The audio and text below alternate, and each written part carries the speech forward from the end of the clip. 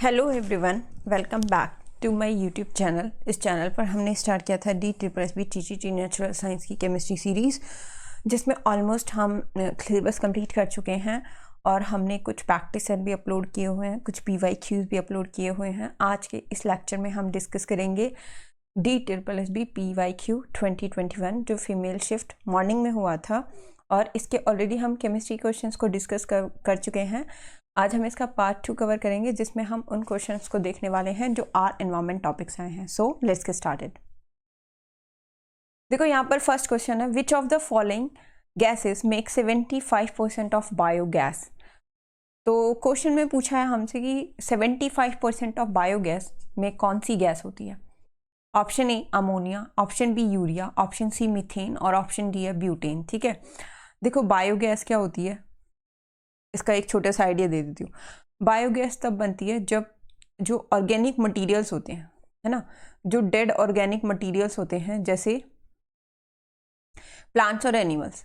तो जो हमारे ऑर्गेनिक मटेरियल्स होते हैं कौन कौन से, प्लांट्स और एनिमल्स। ठीक है, अब क्या होते हैं जब ये डेड होते हैं तो इसको इनका होता है एनारोबिक डाइजेशन। तो जब हम इनको छोड़ देते हैं किसके लिए, एनारोबिक डाइजेशन के लिए। एनारोबिक का मतलब क्या होता है, एनारोबिक डाइजेशन या एनारोबिक ऑक्सीडेशन का क्या मतलब है, oxidation in absence of oxygen. तो ये होता है बैक्टीरिया की हेल्प से इन एब्सेंस ऑफ ऑक्सीजन। ठीक है, इन एब्सेंस ऑफ ऑक्सीजन। तो इसमें क्या होता है, जब ये एनारोबिक डाइजेशन होता है इनका इन एब्सेंस ऑफ, एनारोबिक समझ जाना, ये एब्सेंस ऑफ ऑक्सीजन, और एरोबिक होता है प्रेजेंस ऑफ ऑक्सीजन। तो जो ये ऑर्गेनिक मटेरियल्स होते हैं और जो प्लांट और एनिमल्स होते हैं, ये क्या होते हैं, एक ऑक्सीजन फ्री एनवायरनमेंट में यानी एनारोबिक एनवायरनमेंट में कन्वर्ट हो जाते हैं किसमें, बायोगैस में। किसमें कन्वर्ट हो जाते हैं भाई, ये बायोगैस में। ठीक है, अब क्या होता है, इससे ये रिसाइकल हो गए और किस में कन्वर्ट हो गए, बायोगैस में। ये जो बायोगैस होती है इसका कंटेंट आपको पता होना चाहिए, इसके अंदर 70 से 75% होती है CH4। तो हमारी इसमें 75% तक CH4 होती है। CH4 मतलब मीथेन। तो उसका जो मेन कॉन्स्टिट्यूएंट होता है वो मीथेन होता है, जो कितना होता है 75%। 25% अराउंड तक इसके अंदर क्या होती है, CO2। क्या होती है, CO2। बाकी जो गैसेस हैं वो इसमें ट्रेसेस में होती हैं। तो दो याद रख लेना इसके मेन कॉन्स्टिट्यूएंट, एक तो CH4 तो मेन है जो कितना होता है 75%, और दूसरा आपको याद रख लेना CO2। बाकी जो है वो ट्रेसेस में कौन सी होती हैं, अदर गैसेस। यहाँ हमसे पूछा था बायोगैस का 75% कौन सी गैस होती है, तो भाई कौन सी गैस होती है, मीथेन मतलब CH4। ठीक है, बाकी यहाँ पे मैं फार्मूला बता देती हूँ। देखो जो अमोनिया होता है ना, अमोनिया का फार्मूला होता है NH3।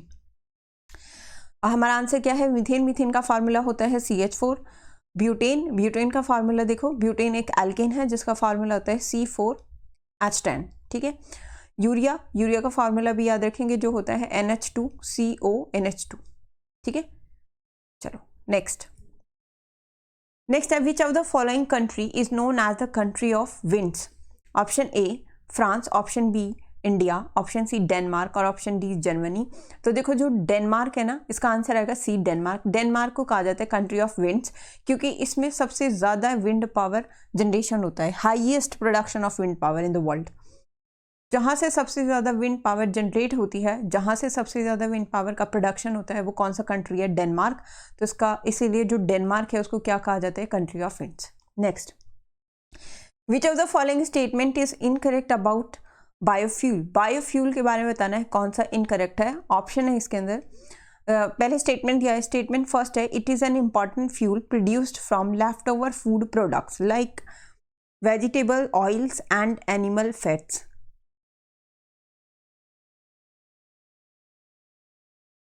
सेकेंड स्टेटमेंट है, it can be made when large amount of crops high in sugar or starch content are grown and then fermented with yeast to produce ethyl alcohol।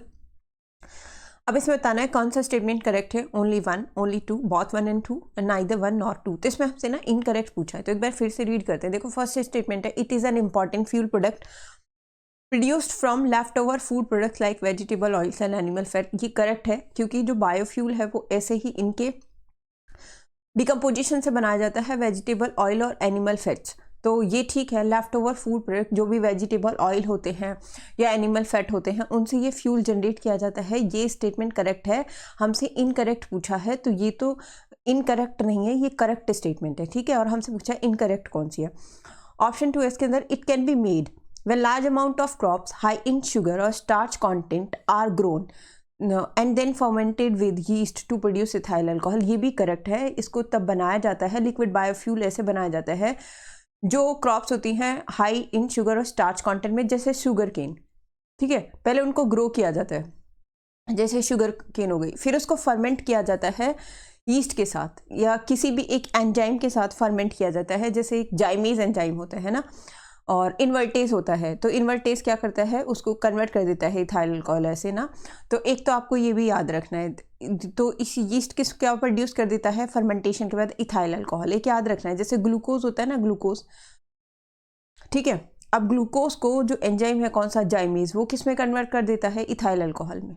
Ethyl alcohol का formula C2H5OH होता है, किसमें convert कर देता है, जाइमेज, यानी जाइमेज yeast की तरह एक एंजाइम होता है जो इसको किसमें कन्वर्ट कर देता है, इथाइल अल्कोहल में। तो ये भी याद रखना कि वो कौन सा एंजाइम है जो ग्लूकोज को इथाइल अल्कोहल में कन्वर्ट कर देता है, उसको क्या बोलते हैं, जाइमेज। और ये पता ही है ग्लूकोज कहाँ से बनाया जाता है, शुगर केन से बनाया जाता है। शुक्रोज से ग्लूकोज बनती है, ग्लूकोज से इथाइल अल्कोहल बनता है फर्मेंटेशन प्रोसेस से।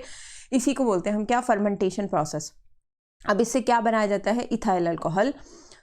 और ethyl alcohol as a biofuel use होता है। तो इथाइल अल्कोहल को ही हम क्या बोलते हैं, बायोफ्यूल। और ये एक लिक्विड बायोफ्यूल है जिससे गैसोलाइन बनाया जाता है। तो ये क्या है, एक लिक्विड बायोफ्यूल, ठीक है। तो इसका स्टेटमेंट 2 भी करेक्ट है। यहाँ पे इथाइल अल्कोहल आया, इथाइल अल्कोहल का फॉर्मूला मैंने बता दिया जो क्या होता है, C2H5OH। तो यहाँ पर दोनों ही स्टेटमेंट करेक्ट है, फर्स्ट भी और सेकेंड भी। हमसे पूछा कौन सी इनकरेक्ट है, तो इसका ऑप्शन क्या आएगा, D, neither 1 nor 2। Next, which of the following is emitted when hydrogen is burn. तो अगर हम हाइड्रोजन को जलाएंगे तो इसमें से क्या एमिट होगा, option A carbon dioxide, option B methane, option C water vapour, option D both methane and water vapour. तो देखो जब हम हाइड्रोजन को जलाएंगे ना, हाइड्रोजन क्या होता है, H2 जलाएंगे, इसका मतलब इसको क्या लेनी पड़ेगी, ऑक्सीजन। तो जब इन दोनों की आपस में रिएक्शन होगी तो क्या बनेगा, H2O, ठीक है। बैलेंस करेंगे तो यहाँ 2 आ जाएगा, यहाँ भी 2 आ जाएगा। और H2O क्या होता है, H2O होता है वाटर वेपर, यानी जब हम हाइड्रोजन को जलाएंगे तो क्या एमिट होगा, वाटर वेपर।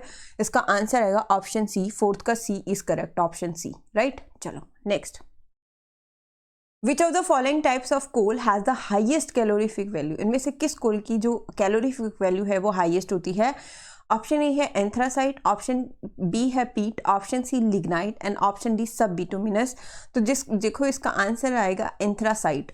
अब ये जो एंथ्रासाइट होता है ये एक बहुत ही ज़्यादा हार्ड कोल होता है। तो सबसे पहले तो ये पता होना चाहिए जो एंथ्रासाइट है वो बहुत ही ज़्यादा क्या होता है, हार्ड कोल होता है, क्योंकि उसमें जो परसेंटेज ऑफ कार्बन है वो बहुत ज़्यादा होता है। तो जो एंथ्रासाइट है उसके अंदर जो परसेंटेज ऑफ कार्बन है वो कितना होता है, वो होता है 87 से 96% ऑफ कार्बन। इसमें सबसे ज़्यादा कार्बन कंटेंट होता है 87 से 96% कार्बन, इसीलिए इसे क्या बोलते हैं, हार्ड कोल। इसके बाद आता है हमारा बिटुमिनस। जो बिटुमिनस होता है उसके अंदर होता है 45 से 86% कार्बन, 45 से 86% कार्बन होता है। उसके बाद आता है लिग्नाइट। लिग्नाइट के अंदर 25 से 35% कार्बन होता है, 25 से 35% कार्बन। अब इसके अंदर अगर हम इन कोल्स के अंदर देखें तो सबसे ज़्यादा जो कार्बन कंटेंट है वो किसके अंदर होता है, एंथ्रासाइट के अंदर। इसीलिए जो एंथ्रासाइट है उसकी सबसे ज़्यादा कैलोरीफिक वैल्यू होती है। तो हाईएस्ट कैलोरीफिक वैल्यू किसकी होती है, एंथ्रासाइट की, ये याद रखना। उसके अंदर कार्बन कॉन्टेंट भी सबसे ज़्यादा होते हैं, इसीलिए इसकी हाईएस्ट कैलोरीफिक वैल्यू होती है। Next, for generating wind energy, the wind speed should be higher than dash to maintain the required speed of the turbine। ठीक है, ऑप्शन ए इसमें 5 kilometre per our, option D है 8 kilometre per our, option C है 15 kilometre per our और option D है 10 kilometre per our. देखो जो wind power होती है ना वो कैसे जनरेट की जाती है, क्या होता है, जहाँ पर विंड मिल्स होते हैं उनके जो टरबाइंस होते हैं, जब उन टरबाइंस पर आकर विंड पड़ेगी तो वो उसको घुमाएगी, शाफ्ट को रोटेट करेगी। और ये भी याद रखना जो रोटेशन होता है उनका वो 10 to 20 RPM होते हैं, ठीक है। तो उनका जो जनरेट करने का है, रोटेट करने का है, वो कितना होना चाहिए, 10 to 20 RPM या रेवोल्यूशंस पर मिनट। तो उनका जो रेवोल्यूशन है वो 10 to 20 रेवोल्यूशंस पर मिनट होना चाहिए। अब कुछ और बातें जो आपको विंड पावर से रिलेटेड याद रखनी है वो ये है, क्या होता है, मतलब जब विंड पड़ती है तो इतना तो रोटेशन उनका होता ही है 10 to 20, और फिर बढ़ता जाता है जिससे विंड पावर जनरेट होती है। अब विंड जो टरबाइन है उसकी रिक्वायरमेंट है कि उसकी minimum speed at least 12 to 15 kilometre होनी चाहिए। ये उसकी स्टार्टिंग पहली कंडीशन है। फर्स्ट कंडीशन है कि जो स्पीड है एटलीस्ट विंड की कितनी होनी चाहिए, 12 to 15 kilometre per our. 12 to almost 14 होती है, इससे ज़्यादा होगी ना, इससे ज़्यादा होगी तभी, या 12 to 15 भी लगा लो, इससे ज़्यादा होगी तब तो हमारा जो टरबाइन है वो स्टार्ट होगा। यानी 12 to 15 किलोमीटर पर आवर होनी चाहिए एटलीस्ट, इतनी कि वो टरबाइन को रोटेट कर सके। तो इतनी हमारी होनी चाहिए, 12 to 14 15 के अराउंड होनी चाहिए टरबाइन को रोटेट करने के लिए। सेकेंड कंडीशन है अगर 50 to 60 किलोमीटर पर आवर होती है स्पीड, अगर विंड की स्पीड कितनी है 50 to 60 किलोमीटर पर आवर है तो ये स्ट्रॉन्ग विंड्स होती हैं। अगर 50 to 60 किलोमीटर पर आवर है तो ये क्या होंगी, हमारी स्ट्रॉन्ग विंड्स।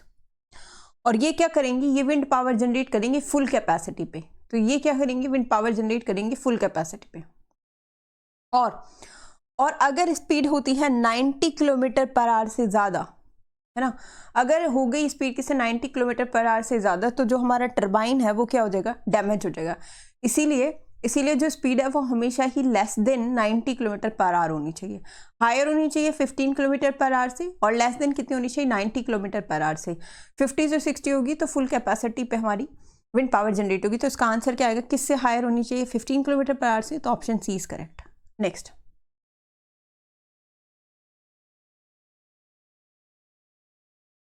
नेक्स्ट आता है हमारा outer solid crust of earth is known as. तो जो हमारा अर्थ है उसका जो आउटर सॉलिड क्रस्ट है उसे क्या बोलते हैं, option A hydrosphere, option B lithosphere, option C stratosphere, option D mesosphere. तो इसमें ना क्रस्ट पूछा है अर्थ का।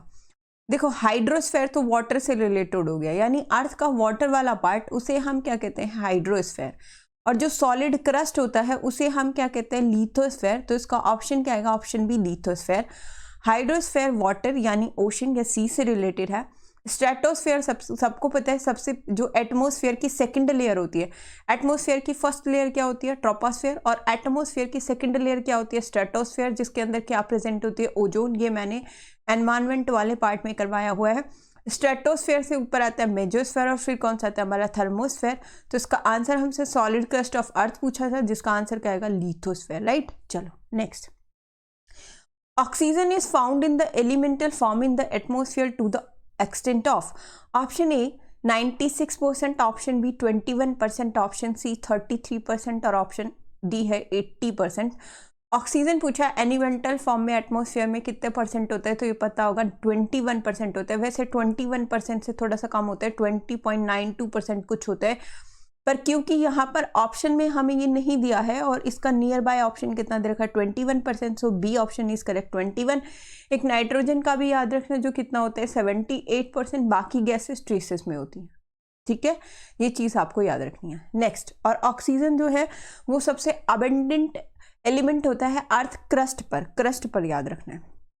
Next, Ganga action plan was initiated to reduce, option A pollution load, option B construction of dams, option C oil exploration and option D flooding. तो इसमें पूछा है जो गंगा एक्शन प्लान है उसको क्या रिड्यूस करने के लिए इनिशिएट किया गया था, गंगा एक्शन प्लान। तो देखो जो गंगा एक्शन प्लान है उसको इसलिए लाया गया था ताकि हम गंगा में होने वाले पॉल्यूशन लोड को कम कर सके। तो गंगा में इन शॉर्ट जीएपी, तो गंगा एक्शन प्लान को रिड्यूस करने के लिए गंगा एक्शन प्लान को लाया गया था पॉल्यूशन लोड को कम करने के लिए, गंगा में होने वाले पॉल्यूशन को कम करने के लिए। इसका ऑप्शन क्या आएगा, ऑप्शन ए पॉल्यूशन लोड को कम करने के लिए। तो गंगा में जो पॉल्यूशन है उसको कम करने के लिए क्या लाया गया था भाई, गंगा एक्शन प्लान। ये आपको पता होना चाहिए। इसको 1985 में इम्प्लीमेंट किया गया था। तो इसे कब लॉन्च किया गया था, 1985 में, जून 1985 में इसे लॉन्च किया गया था। और उस टाइम पर जो इंडिया है उसके प्राइम मिनिस्टर थे राजीव गांधी जी। तो राजीव गांधी जी ने इसको लॉन्च किया था इन 1985 में। और किस लिए लॉन्च किया गया था, गंगा में होने वाले पॉल्यूशन को कंट्रोल करने के लिए, ठीक है। चलो next, Which of the following should not be included in volatile organic compound, in short VOCs? Option A methane, option B benzene, option C toluene और ऑप्शन डी ग्लिसरॉल। तो देखो वोलाटाइल ऑर्गेनिक कंपाउंड यहाँ से पूछा है, ठीक है। Volatile organic compound. तो एक तो आपको ये पता होना चाहिए वोलेटाइल क्या होते हैं। वोलेटाइल वो होते हैं जिनका वेपर प्रेशर बहुत ही ज़्यादा हाई होता है। ऐसे कंपाउंड जिनका वेपर प्रेशर बहुत हाई होता है, हाई वेपर प्रेशर वाले कंपाउंड्स को हम क्या कहते हैं, वोलेटाइल। तो हाई वेपर प्रेशर और इनकी वाटर सॉल्युबिलिटी बहुत ही लो होती है। हाई वेपर प्रेशर होना चाहिए और वाटर सॉल्युबिलिटी क्या होनी चाहिए, लो। ठीक है, दो कंडीशन होती हैं। वोलेटाइल ऑर्गेनिक कंपाउंड क्या होते हैं, जिनका वेपर प्रेशर हाई होता है और वाटर सॉल्युबिलिटी क्या होती है, लो। ठीक है, तो अब बताना है इसमें से कौन सा वोलेटाइल ऑर्गेनिक कंपाउंड नहीं है। मीथेन, बेंजीन, टोल्यूइन और ग्लिसरॉल। देखो जो मीथेन है उसका फार्मूला CH4 होता है, ये क्या होती है, मीथेन। ठीक है,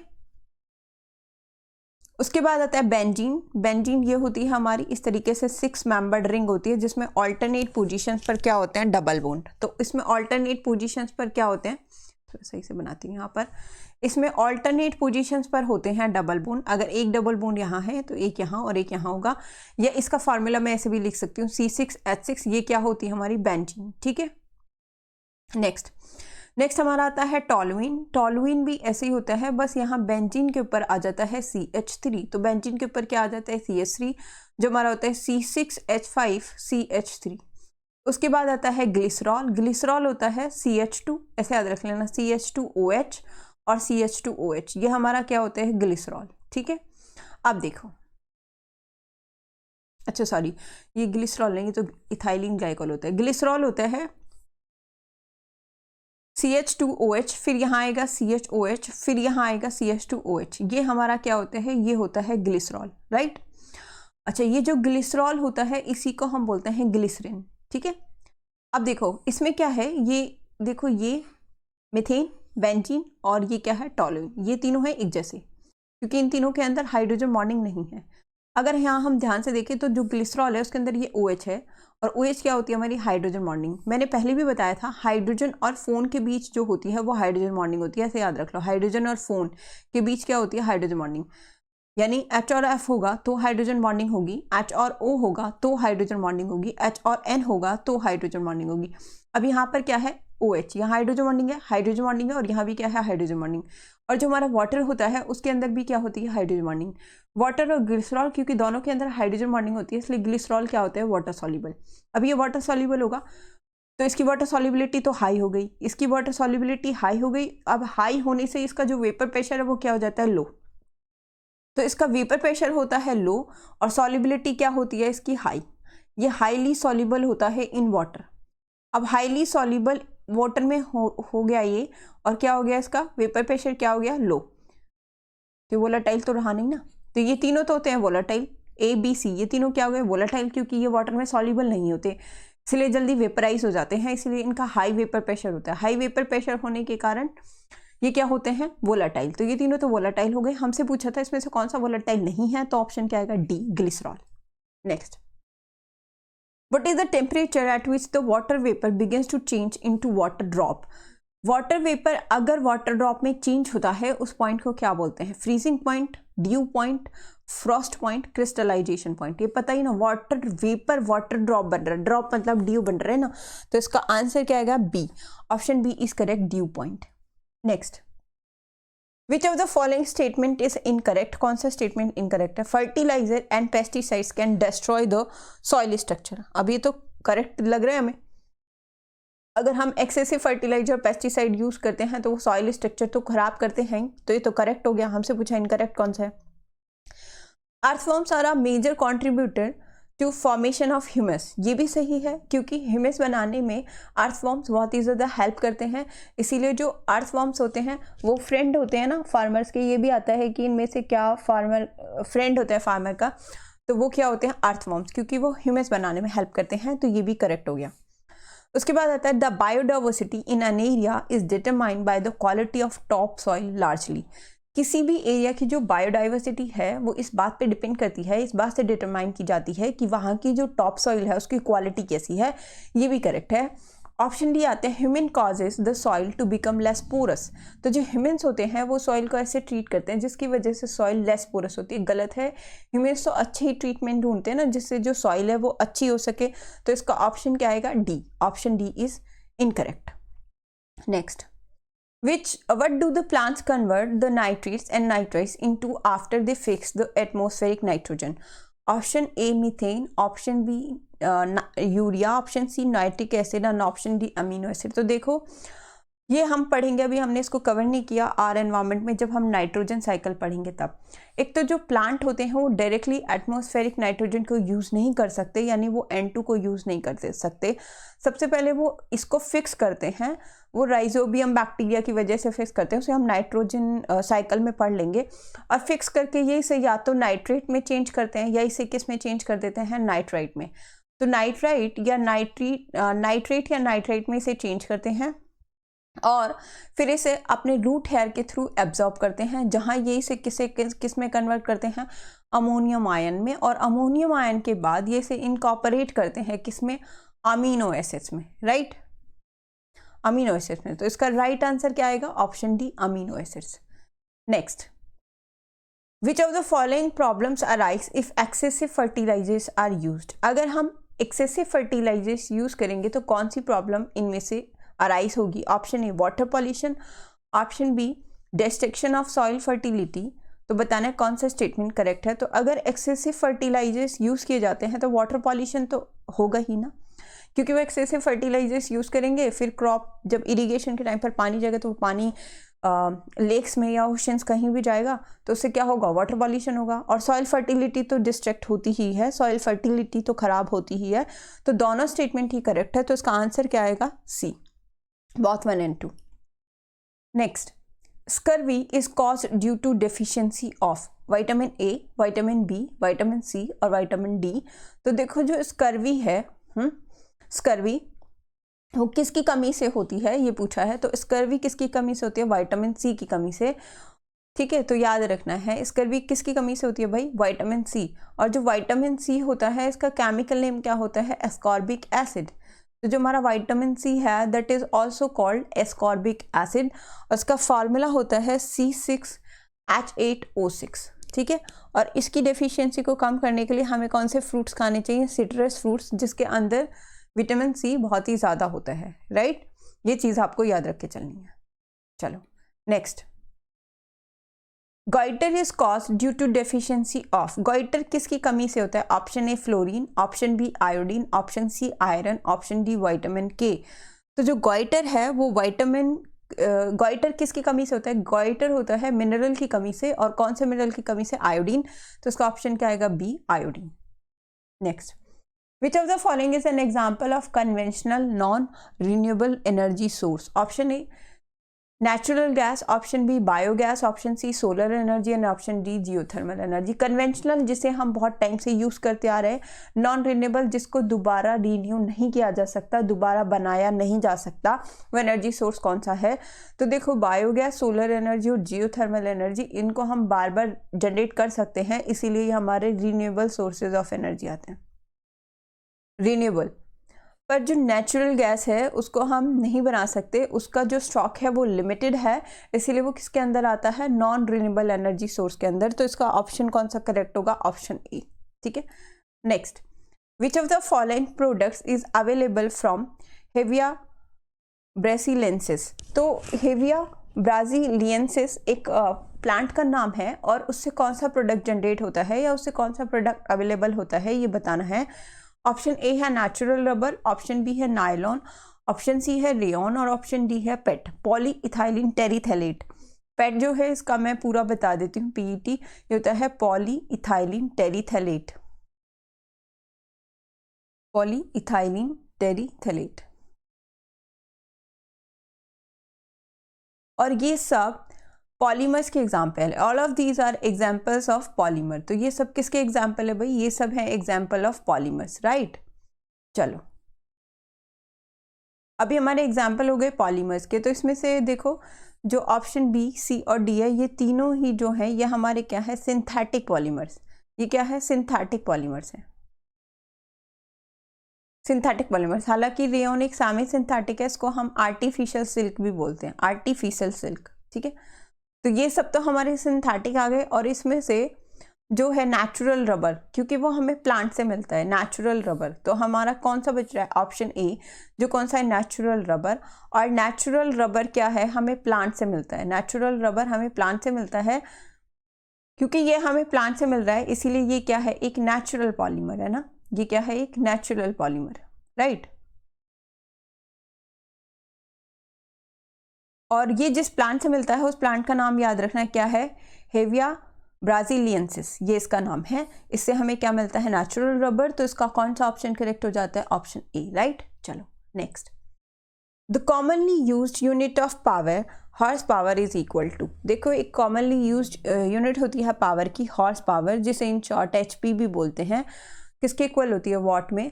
option A 440 watt, option B 760 watt, option C 746 watt और ऑप्शन डी 842 वॉट। तो इसका राइट आंसर आएगा 746 वॉट। 1 HP होता है, 1 HP 746 वॉट के इक्वल होता है। इसके अलावा एक और चीज़ आपको याद रखनी है, जो याद रखनी है 1 kilowatt hour. 1 kilowatt commercial unit of energy होता है, जो किसके इक्वल होता है, 3.6 इंटू 10⁻⁶ जूल के, ये कमर्शियल यूनिट ऑफ एनर्जी होते हैं, इसको भी याद रख लेना, ठीक है। चलो next, an optical fibre is a very thin fibre made of, option A glass, option C sorry इसमें बोला है किससे मिलकर बना होता है, ग्लास, कॉपर और प्लास्टिक ऑप्शन है, सिर्फ 1 से, 1 और 2 से, 1 2 और 3 से एंड 1 और 3 से। तो देखो जो ऑप्टिकल फाइबर होता है वो बहुत ही थिन फाइबर होता है, बहुत ज़्यादा थिन होता है, और वो किसका बना होता है, वो बना होता है या तो ग्लास का और प्लास्टिक का। तो इसका ऑप्शन कौन सा आएगा, option D is correct, 1 and 3 only, ठीक है। अब यहाँ पर जो हमने 2021 फीमेल शिफ्ट में एनवायरमेंट और केमिस्ट्री के क्वेश्चन आए थे उनको डिस्कस कर लिया है। आई होप आपको ये वाले क्वेश्चंस समझ आए होंगे। फिर भी कोई भी डाउट हो तो आप उसे मुझे कमेंट सेक्शन में पूछ सकते हैं, कोई टॉपिक हो तो वो भी आप मुझे कमेंट सेक्शन में बता सकते हैं। प्लीज़ मेरे चैनल को लाइक करें, शेयर करें, सब्सक्राइब करें। Thank you so much for watching.